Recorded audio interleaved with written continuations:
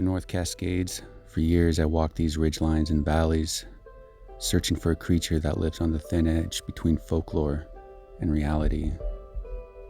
Long before I came here, the native tribes spoke of the tall ones, moving like shadows among the trees, seldom seen, but always felt. Now I return to Glacier Peak Wilderness to recover a trail camera left to stare unblinking into the void. Perhaps it recorded only the slow drift of light and shadows. Perhaps it recorded something that does not wish to be known. I come not as a hunter, but as a witness, compelled by the thought that what I seek has been out here all along, watching as I stumble through its kingdom. Every step deeper into these mountains is a small wager with the unknown, and the quiet admission that the mystery itself is the journey.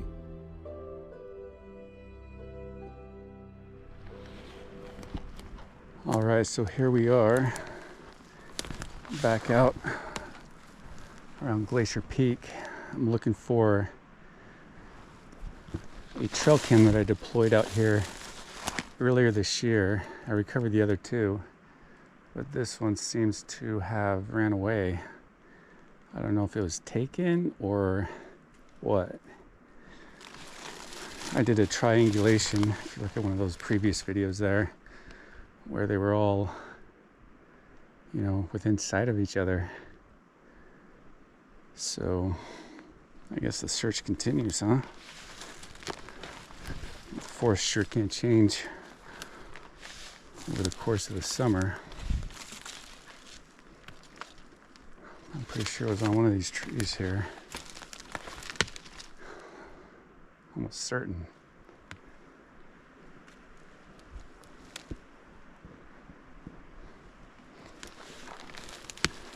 Let's want to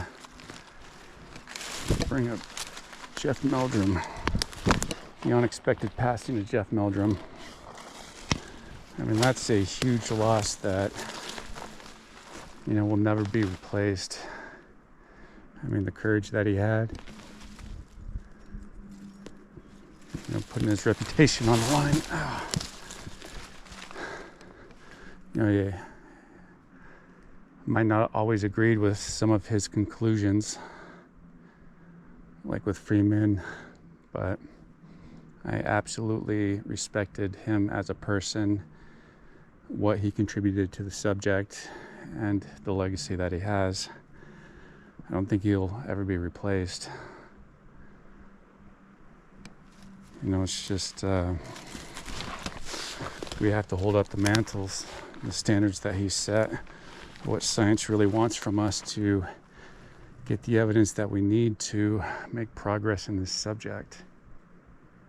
So he did that for us at the cost of his own reputation. It's not easy being in this subject. A lot of ridicule comes with it.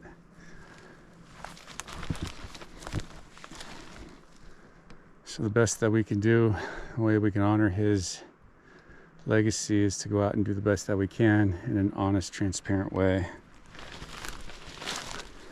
And if we don't see that honest and transparency, we should bring it up, point it out, because stuff like that needs to be known.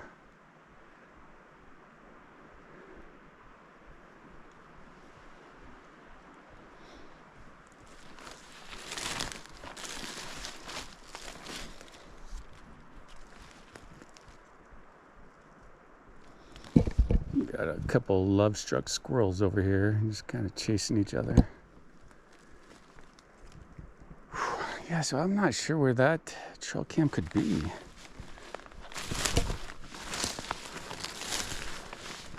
I'm pretty sure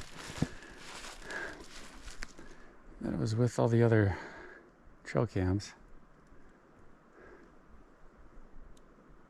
It's really odd.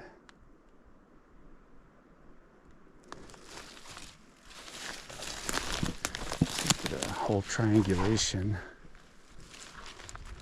But that's his legacy. So you hear some tapping or whatever over here. It's essentially trees just rubbing together. It's on, got a lot of experience with that.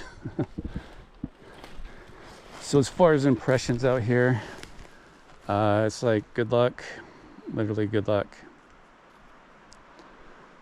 You see it's like a carpet moss. I mean, you'll get some impressions, but don't expect any sort of definition. It kind of rebounds fairly quickly.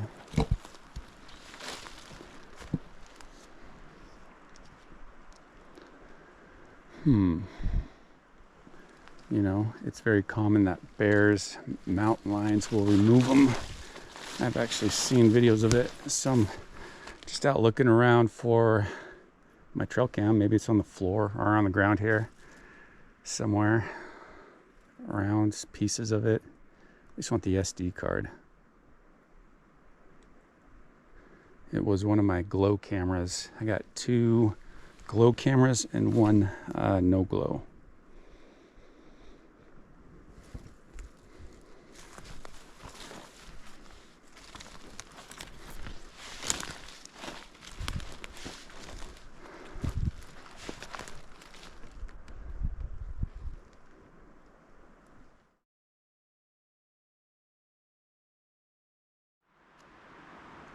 All right, so we're out here at the Glacier Peak area, and I am retrieving a trail cam that I had deployed out here earlier this year. And it's one of the areas where I think if Bigfoot's anywhere, you know, these are the kind of places they'll be. And it's one of the more remote areas in Washington, and you know, always kind of hopeful that the trail cams will pick something up, but you know, to be completely honest, I think that it's like a needle in a haystack, that you only get a small sliver of view of what could be picked up. And so I'm not always hopeful or optimistic, but it's also good to find out what other animals are in the area, so you can kind of better gauge of just what's going on in the land here and stuff. So this one's been out here, I think, since July, or actually I think March. Been out here for a while, and I got a card reader back at the car that you know, I'll run it through the SD card and see if there's anything on it, and you know, kind of go from there.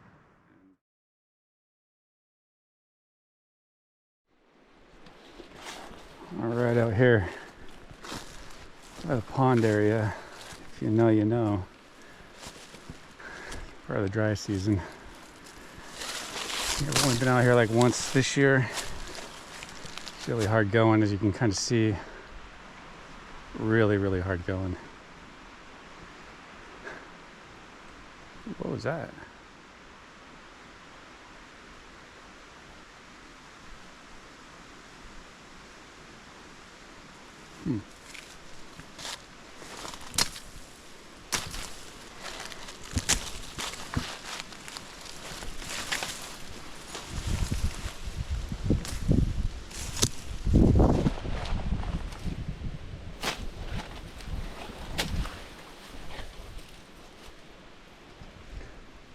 Hey, hey!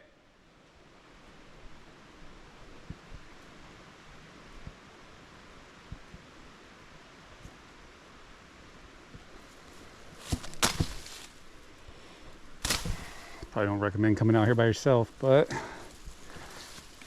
you know, whatever. That's what it is.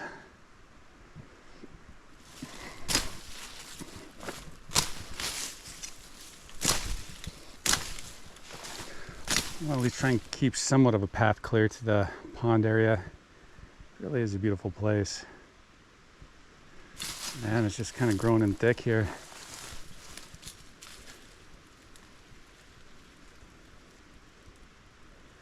There's like no water in the pond right now.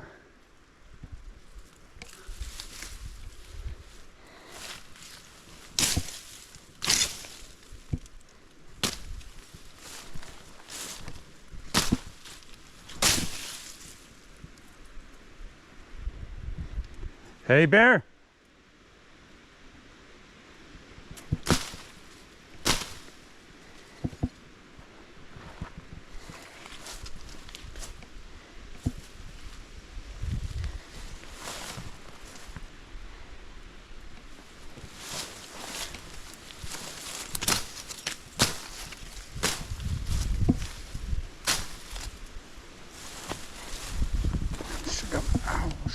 gators. Fuck.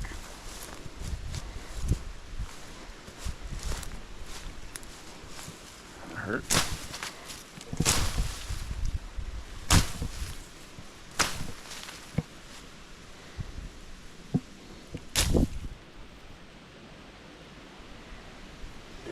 You can see something's kind of been through here.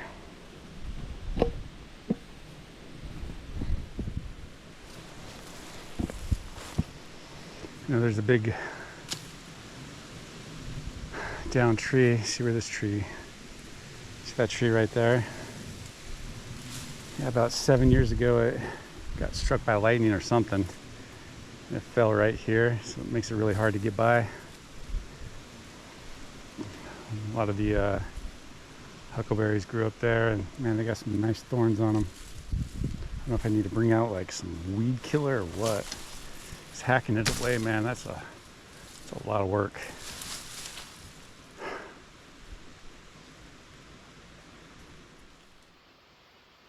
Well, here's the pond right here.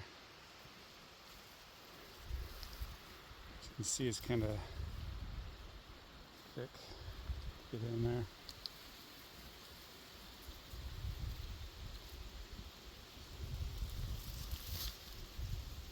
I have to come back here when kind of fall and winter sets in. A lot of this won't be here. Kind of come cleared a lot better. It's like a jungle right now. It took me all day just to kind of clear 30 feet here.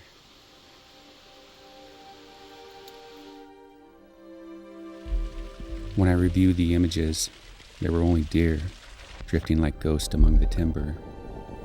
Yet I do not leave disheartened. This land has never surrendered its secrets easily. For more than a decade, it has watched me come and go, and still I remain. The Glacier Peak Wilderness remains the Valley of the Giants, where the echo of knocks and legends endure. The search does not end, it merely pauses. I will come back to these mountains, and perhaps one day, in this cathedral of trees, the veil will lift, and the giant will stand before me.